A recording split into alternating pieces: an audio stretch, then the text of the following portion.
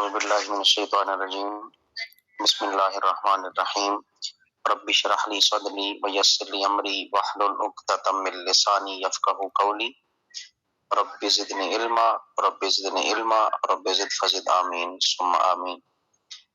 السلام علیکم ورحمۃ اللہ وبرکاتہ۔ اللہم صلی علی سیدنا و مولانا محمد بعدد کل ذرۃ مئۃ الف الف مرہ وعلی آلہ وازواجہ وآبائہ وصحبہ وبارک وسلم وصلی علیہ۔ آج ہم کتاب الصلاۃ کا نیا باب پڑھیں گے۔ اس باب کا عنوان ہے باب الدعاء فی التشہد۔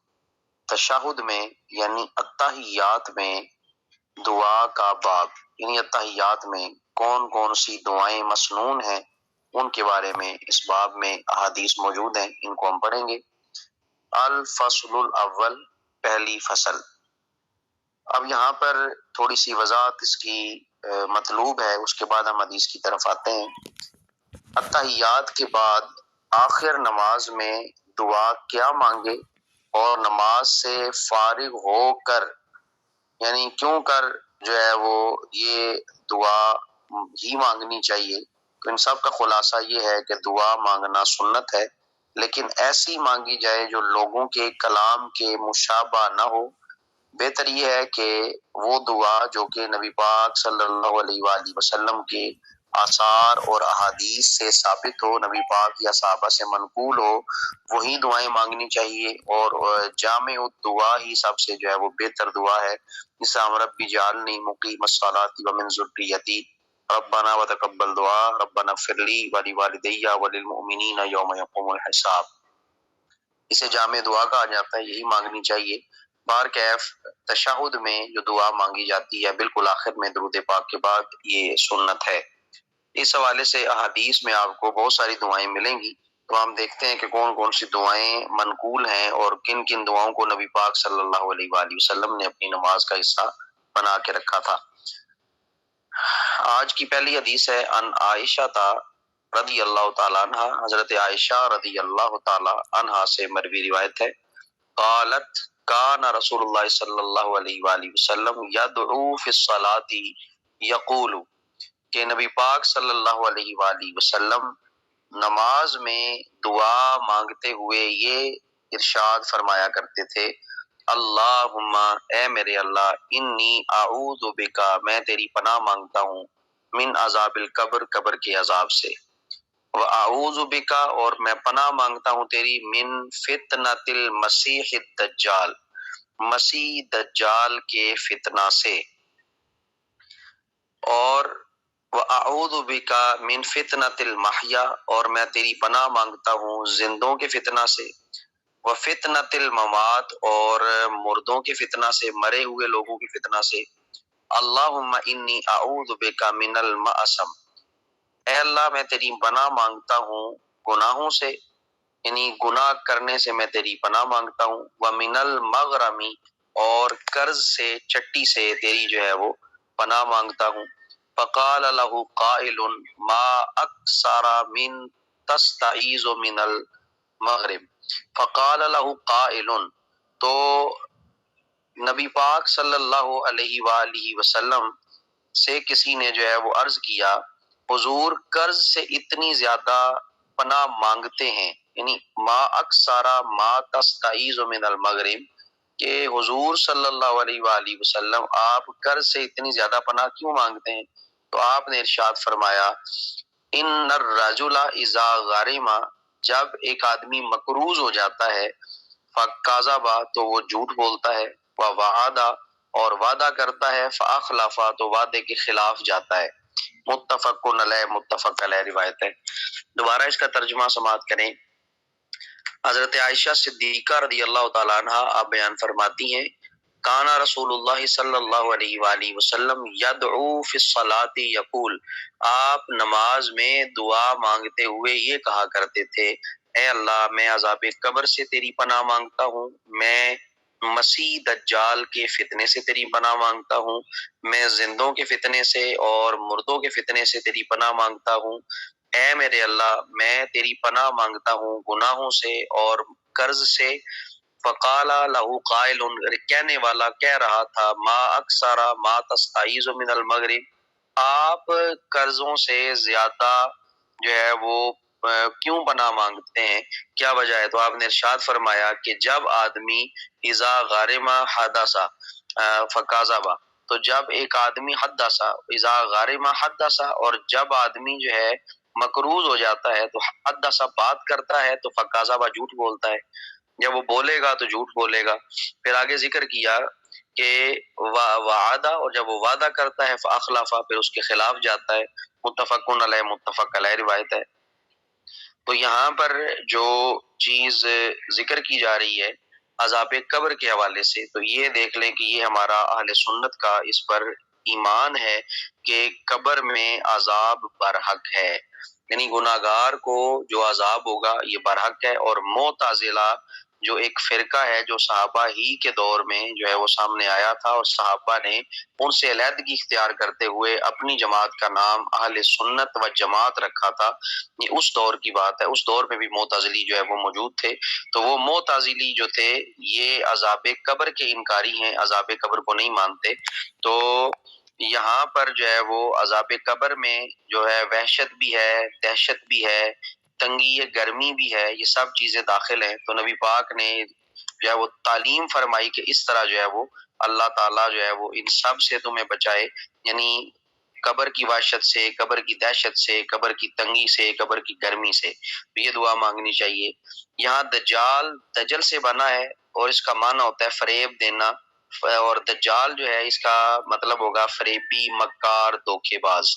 تو اس کو مسیح دجال اس لیے کہا جاتا ہے کیونکہ اس کی ایک آنکھ جو ہے وہ ممسوح ہے، یعنی پونچی ہوئی ہے، یعنی ایک آنکھ اس کی بند ہے، ایک آنکھ سے وہ کانا ہے، تو اس وجہ سے اس کو جو ہے وہ مسیح جو ہے وہ کہا جاتا ہے۔ اور ارمین شریفین کے باقی ساری دنیا کی وہ سیر کر لے گا، تو لہٰذا اس لیے بھی اسے مسیح کہا جاتا ہے، یعنی حرم کے علاوہ یہ باقی پوری دنیا کی سیر کر لے گا، پوری دنیا میں اس کا تصرف ہوگا، لیکن حرم میں داخل نہیں ہوگا۔ سیر کرنے کی وجہ سے، تو فاصلہ طے کرنے کی وجہ سے بھی اس کو جو ہے وہ مسیح کہا جاتا ہے۔ یہاں پر ایک چیز یاد رکھنی ہے آپ نے، حضرت عیسیٰ علیہ السلام کو بھی مسیح کہا جاتا ہے، اور ان کو یسوع مسیح اس لیے کہا جاتا ہے کہ آپ مردے کو چھو کر زندہ کرتے تھے، بیمار کو چھو کر تندرست کرتے تھے، اسی لیے کہ آپ نے کئی گھر، آپ اس لیے بھی آپ کو مسیح کہا جاتا ہے کہ آپ نے کہیں گھر بنایا ہی نہیں، آپ ہمیشہ سفر میں جو ہے وہ رہے، اس وجہ سے بھی آپ کو حضرت عیسیٰ یسوع مسیح جو ہے وہ کہا جاتا ہے۔ تو یہ ایک الگ چیز ہے، اور دجال کے حوالے سے جو مسیح کا ورڈ ہے یہ ایک الگ چیز ہے۔ تو یہاں پر جو چیز ذکر کی گئی تیسرا، کہ موت کے فتنوں سے اور زندگی سے کے فتنوں سے میں تیری پناہ مانگتا ہوں، تو یہ ایک جامع کلمہ ہے، یعنی کفر، گمراہی، گناہ، یہ ساری چیزیں جو ہیں وہ ان سے پناہ مانگی، اور وہ آفتیں جو رب سے غافل کر دیں، ان میں مال ہے، اولاد ہے، سلطنت ہے جو سرکش بنا دے، یہ ساری زندگی کی جو ہیں خامیاں ہیں، خرابیاں ہیں، اور زندگی کے فتنے ہیں۔ مطلب اگر ہم اس کو کنکلوڈ کریں تو زندگی کے فتنوں میں کفر شامل ہے، گمراہی شامل ہے، گناہ شامل ہے، وہ آفتیں، مصیبتیں شامل ہیں جو رب سے غافل کر دیتی ہیں، وہ مال، اولاد، سلطنت ہے جو سرکش بنا دیتی ہے، سب زندگی کے فتنے کہلاتے ہیں۔ اور موت کے جو فتنے ہیں، وہ موت کے وقت شیطانی وسوسوں کا آنا، منکر اور نکیر کا سوالات میں ناکامی، یہ سب موت کے فتنے ہیں، اس سے بھی پناہ مانگنے کا جو ہے وہ کہا گیا۔ تو یہاں پر جو ذکر کیا گیا گناہ سے پناہ مانگتا ہوں، تو اس گناہ سے مراد چھوٹے بڑے سارے گناہ اور گناہوں کے اسباب ہیں، جتنے بھی سبب ہیں ان سے جو ہے وہ پناہ مانگنے کا کہا گیا۔ قرض سے مراد وہ قرض ہے جو گناہ کے لیے لیا جائے، یعنی گناہ کرنے کے لیے آپ نے کوئی قرض لیا ہے وہ مراد ہے، یا وہ مقروض پر بوجھ بنے، ایسا قرض مراد ہے جو کہ جس نے قرضہ لیا ہوا ہے اس کے اوپر وہ بوجھ بن جائے اور اس کے ادا کرنے کی کوئی صورت نظر نہ آئے، تو اس لیے نبی پاک صلی اللہ علیہ وسلم نے اس سے بچنے کی جو ہے وہ دعا فرمائی۔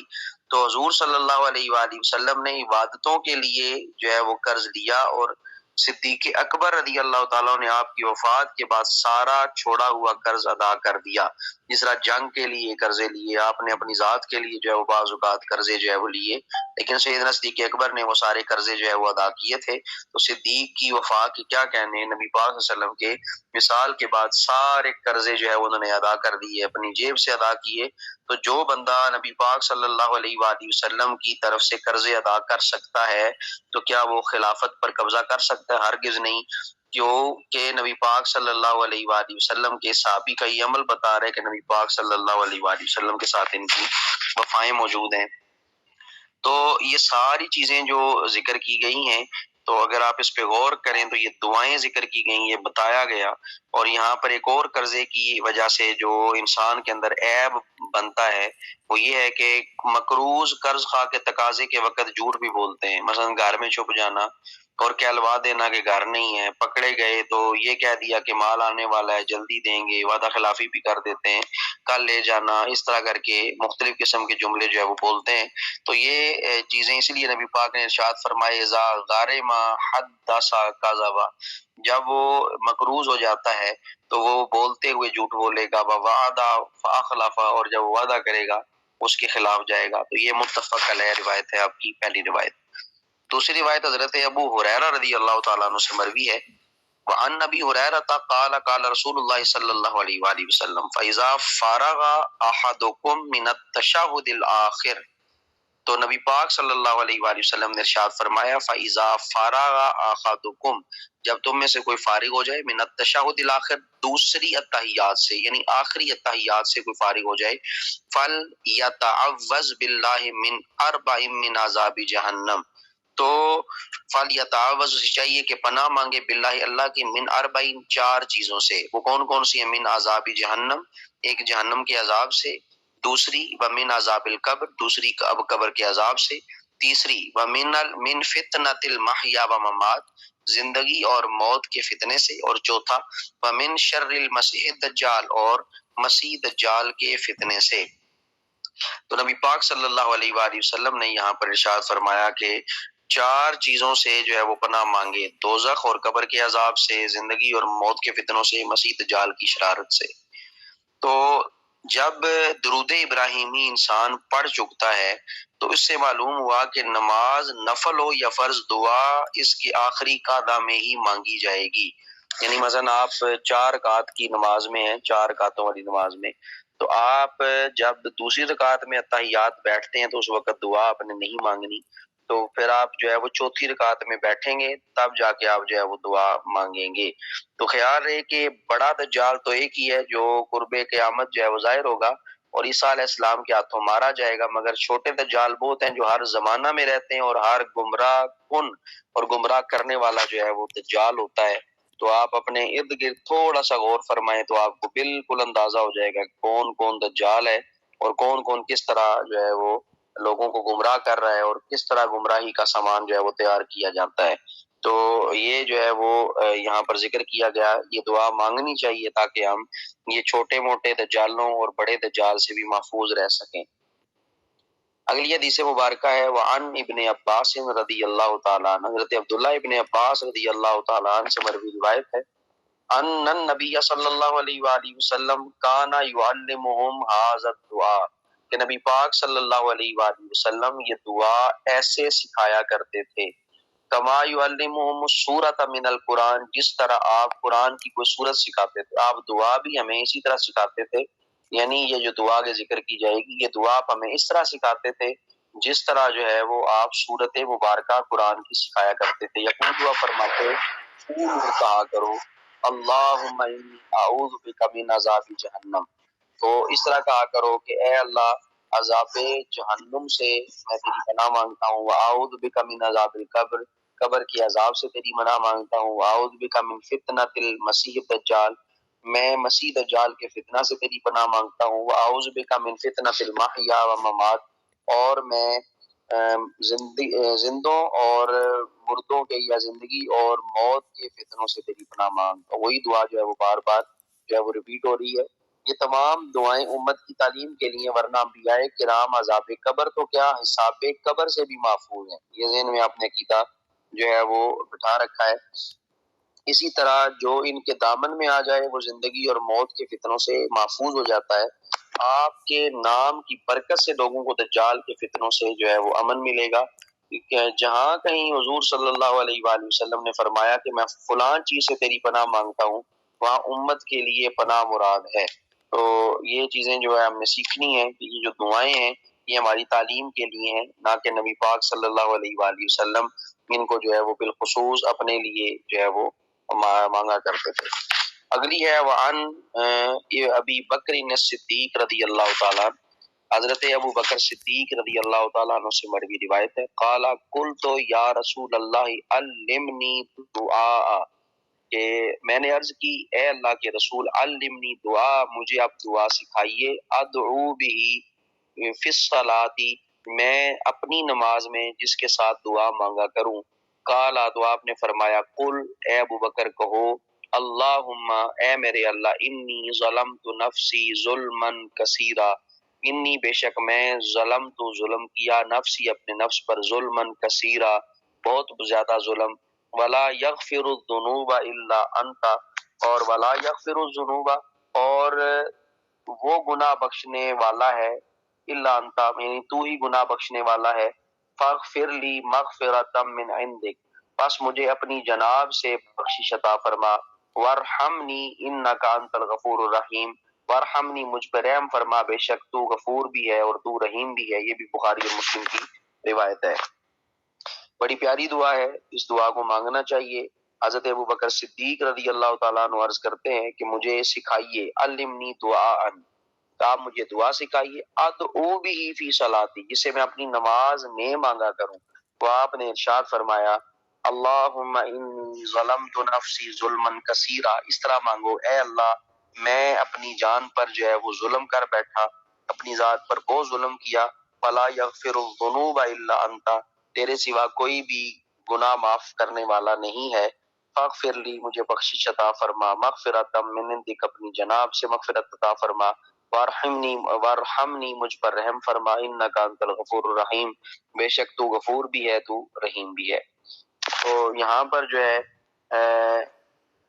یہ جو نماز ذکر کی گئی ہے نفل نماز یہاں پہ مراد ہے، یہ بھی آپ نے جو ہے وہ ذکر کر رکھنا ہے، یہ بھی ذہن میں رکھنا ہے۔ تو یہ نفل کی نماز ہے، فرائض میں کبھی کبھی یہ دعائیں مانگ لیں تو بہتر ہے، لیکن دعا ہم نے وہی مانگنی ہے جو جامع الدعا ہے، رب اجعلنی مقیم الصلاۃ ومن ذریتی ربنا وتقبل دعا، ربنا اغفر لی ولوالدی وللمؤمنین یوم یقوم الحساب۔ یہ دعا کیونکہ زبان زد عام ہے، اس کے علاوہ اگر آپ ان دعاؤں میں سے کوئی دعا مانگنا چاہیں تو آپ مانگ سکتے ہیں، کوئی حرج نہیں ہے، کیونکہ نبی پاک صلی اللہ علیہ وآلہ وسلم یہ دعائیں مانگا کرتے تھے، کبھی فرائض میں کبھی نوافل کے اندر، تو یہ دعائیں جو ہیں وہ مانگی جا سکتی ہیں۔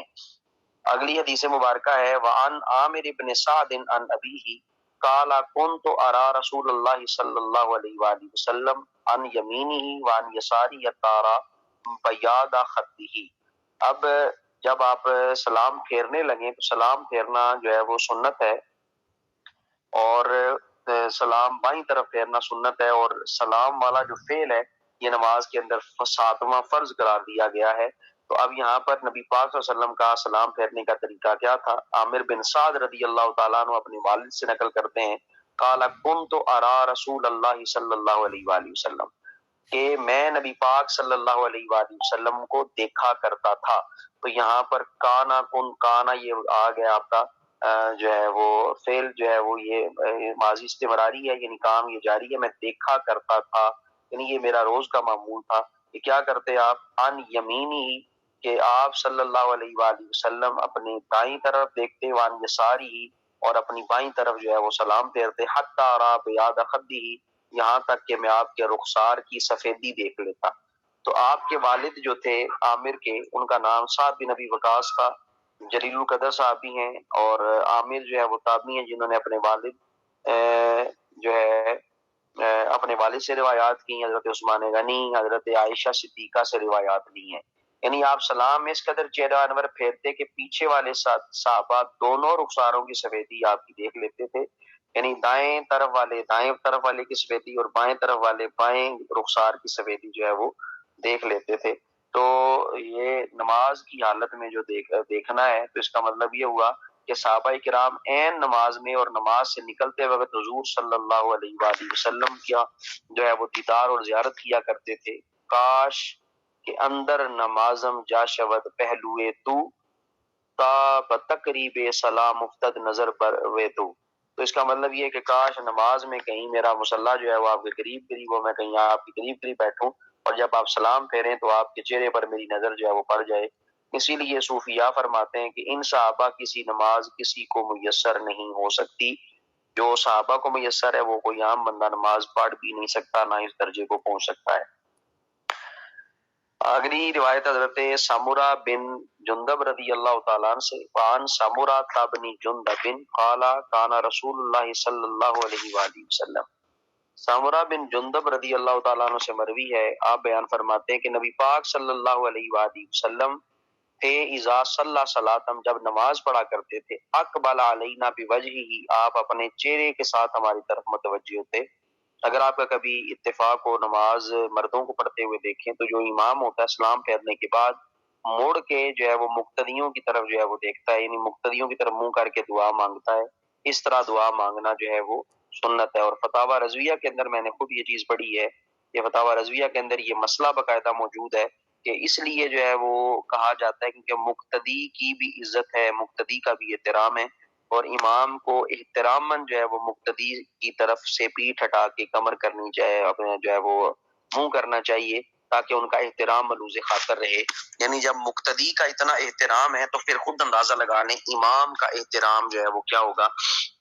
تو یہاں پر نبی پاک کا عمل بتایا جا رہا ہے کہ جب بھی نماز امام پڑھائے، امام نماز پڑھانے کے بعد اپنا چہرہ اپنے مقتدیوں کی طرف جو ہے وہ کر لے، تو آپ کبھی کبھی جو ہے وہ دائیں طرف رخ کر لیتے، کبھی آپ بائیں طرف رخ کر کے بیٹھتے، کبھی بالکل جو ہے وہ مقتدیوں کی طرف منہ کر کے بیٹھتے۔ تو آپ کے تین طرح کی یہ حالتیں موجود ہیں، یعنی آپ سلام پھیرنے کے بعد دائیں طرف مڑ کے بیٹھتے، بعض اوقات سلام پھیر کے آپ بائیں طرف سے مڑ کے بیٹھتے، اور کبھی کبھی آپ بالکل جو ہے وہ اپنی پشت کو کعبے کی طرف کرتے اور بالکل منہ جو ہے وہ صحابہ کرام رضوان اللہ تعالی علیہم اجمعین کی طرف کرتے۔ یہ تین حالتیں آپ کی جو ہے وہ سلام کے بعد موجود ہیں۔ اس کے علاوہ اگلی حدیث ہے حضرت انس رضی اللہ تعالیٰ عنہ سے، وعن انس رضی اللہ تعالیٰ عنہ قال کان النبی صلی اللہ علیہ وآلہ وسلم ینصرف عن یمینی، کہ آپ صلی اللہ علیہ وسلم دائیں جانب مڑ جایا کرتے تھے۔ ابھی اس کو جو ہے وہ ہم تفصیل سے کر چکے ہیں۔ اگلی حدیث ہے وعن عبداللہ ابن مسعود، حضرت عبداللہ ابن مسعود سے مروی ہے، قال لا یجعل احدکم للشیطان شیئا من صلاته یرى ان حقا علیہ الا ینصرف الا عن یمینہ لقد رأیت رسول اللہ صلی اللہ علیہ وآلہ وسلم کثیرا ینصرف عن یسارہ۔ حدیث پہ تھوڑا سا غور کریں۔ حضرت عبداللہ ابن مسعود فرماتے ہیں لا یجعل احدکم، تم میں سے کوئی نہ بنائے للشیطان شیئا من صلاتی، اپنی نماز میں سے شیطان کا حصہ، تو یرا دیکھے ان حقا علیہ، تو یہ سمجھے کہ اس پر واجب ہے اللہ ینصرف الا عن یمینی، کہ وہ دائیں طرف ہو کے بیٹھے، دائیں جانب سے جو ہے وہ پھر کے بیٹھے۔ میں نے رسول اللہ صلی اللہ علیہ وآلہ وسلم کو بہت دفعہ بائیں جانب پھرتے بھی دیکھا ہے۔ یعنی اس حدیث کو تھوڑا سا اگر سمجھیں تو یہ حدیث لگتا ہے کہ ترجمے کے حوالے سے واضح نہیں ہے، لیکن اس کو تھوڑا سا آپ سمجھیں گے تو آپ کو بات سمجھ آ جائے گی۔ فرمایا گیا، حضرت عبداللہ ابن مسعود فرماتے ہیں کہ تم میں سے کوئی بھی آدمی اپنی نماز سے شیطان کا حصہ نہ بنائے، یہ سمجھے کہ اس پر واجب ہے کہ ہمیشہ دائیں جانب ہی پھرا کرے۔ یہ سمجھنا کہ ہمیشہ دائیں جانب ہی پھرنا ہے، یہ نماز سے شیطان کا حصہ بنانا ہے۔ میں نے رسول اللہ صلی اللہ علیہ وآلہ وسلم کو بہت دفعہ بائیں جانب سے پھرتے ہوئے بھی دیکھا ہے۔ یعنی یہ اعتقاد رکھنا کہ نماز کے بعد امام پر دائنی جانب پھر کر بیٹھنا واجب ہے اور بائیں طرف پھرنا جائز نہیں ہے، یعنی دائیں طرف ہی بیٹھنا جائز ہے اور واجب ہے، اور بائیں طرف سے جو ہے وہ آنا یہ جو ہے وہ جائز نہیں ہے، تو یہ غلط ہے، یہ عقیدہ درست نہیں ہے۔ ایسا سمجھنے والا اپنی عبادتوں میں شیطان کا حصہ جو ہے وہ رکھ رہا ہے، کیونکہ غلط عقیدہ رکھ کر نماز پڑھنا نماز کے نقصان کا باعث ہے۔ اسی سے معلوم ہوا کہ غیر ضروری چیز کو فرض سمجھنا، یوں ہی مباح کو حرام جاننا فساد عقیدہ کہلاتا ہے۔ اسی حدیث میں اشارہ کہ اگر کوئی امام ہمیشہ دائنی جانب پھرے لیکن اسے واجب نہ سمجھے تو کوئی مذائقہ نہیں ہے، یعنی وہ واجب سمجھ کے نہ مڑے، صرف سنت سمجھ کے مڑے تو اس میں کوئی حرج نہیں ہے۔ تو اس سے ایک چیز یہ بھی معلوم ہوتی ہے کہ میلاد شریف، 11ویں شریف، یہ مستحب جان کر ہمیشہ کرنا ناجائز نہیں ہے، لیکن واجب سمجھ کر کرنا، لازم سمجھ کے کرنا، ضروری سمجھ کے کرنا، یہ پھر جو ہے وہ فساد عقیدہ کا باعث ہے۔ اور کسی کام کو ہمیشہ کرنا کچھ اور ہے، اور ہم ہمیشہ جمعے کو جو غسل کرتے ہیں، لباس تبدیل کرتے ہیں، رمضان میں اکثر چھٹیاں دی جاتی ہیں، یہ واجب نہیں ہے، اور یہ جو ہے وہ مستحب سمجھ کے یہ عمل جو ہے وہ کیے جاتے ہیں یا سنت سمجھ کے کیے جاتے ہیں، یہ فساد عقیدہ نہیں ہے۔ اگر واجب سمجھ کے کیے جائیں، ہاں میلاد منانا واجب ہے، 11ویں کرنا واجب ہے، یا جو ہے وہ ختم دلوانا واجب ہے، 40واں کرنا واجب ہے، تو جب یہ واجب سمجھ کے، ضروری سمجھ کے، لازم سمجھ کے کیے جائیں گے تو یہ فساد عقیدہ میں آ جائے گا۔ تو اسی چیز سے جو ہے وہ منع کیا گیا۔ عبادت میں نقصان جو ہے وہ فساد عقیدہ، غلط عقیدہ رکھنے کی وجہ سے ہوتا ہے، اس لیے ہمیں جس چیز کا جو درجہ ہے اسے اسی درجے پر جو ہے وہ رکھنا چاہیے۔ اگلی حدیث ہے، 10 منٹ باقی ہیں، تو حضرت برا رضی اللہ تعالیٰ عنہ سے مروی ہے، قالا کننا اذا صلینا خلف رسول اللہ صلی اللہ علیہ وسلم احببنا ان نکون عن یمینہ یقبل علینا بوجہہ۔ تو صحابہ کہتے ہیں کہ حضرت برا بن عازب کہتے ہیں، کننا اذا صلینا، جب کبھی بھی ہم نماز پڑھتے نبی پاک صلی اللہ علیہ وسلم کے پیچھے، احببنا، ہم پسند کرتے، ان یکون عن یمینی، کہ ہم آپ کی دائیں طرف بیٹھیں۔ کیوں؟ یقبل علینا بوجہہ، کیونکہ آپ جب دائیں طرف مڑیں گے تو آپ کا چہرہ انور دائیں طرف ہو جائے گا، تو آپ ہماری طرف چہرہ کر کے جو ہے وہ بیٹھیں گے۔ قال فسمعت، تو آپ فرماتے ہیں کہ میں نے آپ کو یہ جو ہے وہ فرماتے ہوئے سنا، یقول، یہ کہتے ہوئے سنا، رب کنی عذابک یوم تبعث او تجمع عبادت، ربی، اے میرے رب، کنی عذابک، اپنے عذاب سے مجھے بچا لے، یوم، جس دن، تب آسو، تو اپنے بندوں کو اٹھائے گا، او تجمع، یا جمع کرے گا، یعنی اے رب مجھے اس دن کے عذاب سے بچا لے جس دن تو اپنے بندوں کو جمع کرے گا اور اپنے بندوں کو اٹھائے گا۔ تو آپ یہ جو ہے وہ دعا نماز کے بعد جو ہے وہ مانگا کرتے تھے۔ تو یہاں پر حضرت برا فرماتے ہیں کہ ہماری یہ خواہش ہوتی تھی کہ جب ہم نبی پاک صلی اللہ علیہ وسلم کے پیچھے نماز پڑھیں تو صفوں میں دائیں طرف بیٹھیں گے، جب آپ دائیں طرف چہرہ پھیریں گے تو نماز کے فوراً بعد چہرہ جو ہے وہ آپ کا جو ہے وہ ہماری طرف متوجہ ہو جائے گا، ہم دیدار بھی کریں گے۔ تو آپ فرماتے ہیں نماز کے بعد آپ اکثر یہ دعا مانگا کرتے تھے، رب کنی عذابک یوم تبعث او تجمع عبادک۔ تو یہ دعا جو ہے وہ امت کی تعلیم کے لیے ہے اور یہ امت کو سکھائی جا رہی ہے، تو حضور صلی اللہ علیہ وآلہ وسلم کی برکت سے جو ہے وہ عذاب سے نجات جو ہے وہ مل جائے گی۔ اللہ تعالیٰ ہمیں اس حدیث پر عمل کرنے کی توفیق عطا فرمائے۔ اسی طرح اس باب کی آخری حدیث ہے، وعن ام سلمہ، حضرت ام سلمہ رضی اللہ تعالیٰ عنہ سے مروی ہے، قالت ان النساء فی عہد رسول اللہ صلی اللہ علیہ وآلہ وسلم کننا اذا سلمنا من المکتوبۃ قمنا وثبت رسول اللہ صلی اللہ علیہ وسلم ومن صلی من الرجال ما شاء اللہ۔ تو حضرت ام سلمہ فرماتی ہیں، کننا اذا سلمنا، کہ رسول اللہ صلی اللہ علیہ وآلہ وسلم کے زمانہ میں عورتیں جب فرائض سے سلام پھیرتی تو کھڑی ہو جاتی۔ کننا اذا سلمنا، جب وہ سلام پھیرتی، من المکتوبۃ، فرض نماز سے، قمنا، کھڑی ہو جاتی۔ ثابت رسول اللہ صلی اللہ علیہ وآلہ وسلم، اور رسول صلی اللہ علیہ وآلہ وسلم، ومن صلی من الرجال، اور جو آدمی آپ کے ساتھ نماز پڑھ رہے ہوتے تھے، جو مرد آپ کے ساتھ اور نماز پڑھتے تھے، ما شاء اللہ، جب تک اللہ چاہتا، فَإِذَا قَامَ رسول اللہ صلی اللہ علیہ وآلہ وسلم، تو نبی پاک صلی اللہ علیہ وآلہ وسلم ثابت، بیٹھے رہتے، فَإِذَا قَامَ رسول اللہ صلی اللہ علیہ وسلم قام الرجال، جب نبی پاک اٹھتے تو صحابہ بھی اٹھ جایا کرتے تھے۔ تو یہاں پر جو ہے ذکر کیا گیا کہ جب عورتیں نماز پڑھتی تھیں نبی پاک صلی اللہ علیہ وسلم کے دور میں، نبی پاک صلی اللہ علیہ وآلہ وسلم کے پیچھے سلام پھیرنے کے بعد وہ فوراً اٹھ جایا کرتی تھیں، اور نبی پاک صلی اللہ علیہ وآلہ وسلم اور آپ کے صحابی نماز پڑھ کے بیٹھے رہتے جب تک اللہ چاہتا، اور جب رسول اللہ صلی اللہ علیہ وآلہ وسلم کھڑے ہوتے تو تمام صحابہ بھی جو ہے وہ وہاں سے کھڑے ہو جاتے تھے۔ اور فوراً عورتوں کا اٹھ جانا اس بات کی طرف اشارہ ہے کہ عورتیں فوراً اٹھ کر گھر لوٹ آتی، تاکہ عورتیں اور مرد مخلوط نہ ہو جائیں، سنتیں اور نوافل گھر آ کے پڑھتی، غالب یہ ہے کہ دعا سے پہلے اٹھ جاتی۔ دعا سنتوں اور نوافل کے لیے اور نماز فجر میں اشراق تک جو ہے وہ آپ بیٹھے رہتے۔ اس سے معلوم ہوا کہ بہتر یہ کہ مقتدی امام سے پہلے مسجد سے نہ جائیں۔ آج کل جو ٹرینڈ بنا ہوا ہے بڑا عجیب سا ہے، یہ بھی سنت ہے بیٹھے رہنا، جب تک امام دعا نہ مانگے تب تک مقتدی کو نہیں نکلنا چاہیے۔ یہ اپنے گھروں میں بھی بتائیں، تو یہ جن کو جلدی ہوتی ہے وہاں سے بھاگنے کی، یعنی فرض پڑھ کے جو ہے فوراً جو ہے وہ دعا بھی اپنی مانگتے ہیں، نہ ذکر کرنا نہ امام کے ساتھ تسبیح پڑھنا، بس امام نے بھی سلام پھیرنا ہی ساتھ ہی دعا مانگ کے باہر بھاگ آتے ہیں۔ تو یہ صحابہ کے طریقہ کار کے بالکل خلاف ہے، تو نبی پاک صلی اللہ علیہ وسلم کی سنت کے بالکل خلاف ہے۔ مقتدی امام سے پہلے مسجد سے ہرگز نہ جائیں۔ یعنی مصابیح میں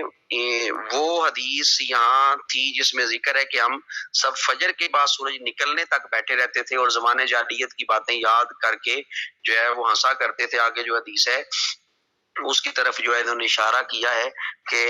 یہ چیزیں جو ہے وہ بیٹھے رہتے، سورج نکلنے کا جو ہے وہ انتظار کرتے رہتے، اس کی طرف جو ہے وہ اشارہ ہے۔ عورتیں گھر آ جاتی، مرد بیٹھے رہتے۔ دوبارہ اس کا ترجمہ سنیں تاکہ اس بات کو ختم کیا جا سکے۔ رسول اللہ صلی اللہ علیہ وآلہ وسلم کے زمانے میں عورتیں جب فرائض سے سلام پھیرتی تو کھڑی ہو جاتی، اور رسول اللہ صلی اللہ علیہ وسلم اور آپ کے ساتھ تمام نماز پڑھنے والے مرد جب تک رب چاہتا بیٹھے رہتے۔ جب رسول اللہ صلی اللہ علیہ وسلم اٹھتے تو مرد بھی کھڑے ہو جاتے۔ تو